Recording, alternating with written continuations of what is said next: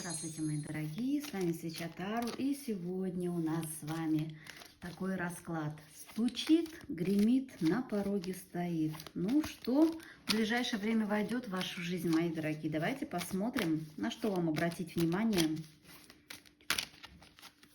Итак, давайте посмотрим.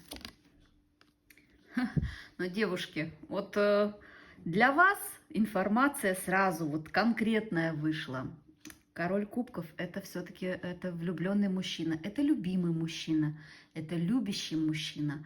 Вот кто себя в чем здесь узнал, да, в каких качествах, у кого-то, может быть, есть уже любимый мужчина, да, и вот действительно вот в ближайшее время это у вас прекрасное время с любимым человеком, прекрасный, у кого праздники, может быть, в каких странах еще идут, да, то есть вы можете проводить вот это вот время вместе, наслаждаться друг другом.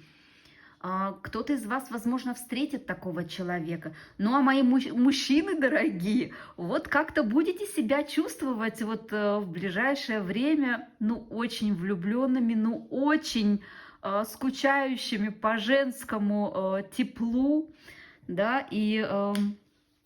Ну, давайте посмотрим, что же у вас тут такое интересное намечается. А намечается, вот знаете, для многих из вас, ведь захотите, вот кто встречается, давайте начнем с этого, да, кто уже встречается, кто пары есть, но вы не живете вместе. Вот у многих из вас зародится такая вот мечта или такое желание съехаться, иметь общие четыре стены, как-то поближе быть рядом друг с другом, вот все к этому идет, да.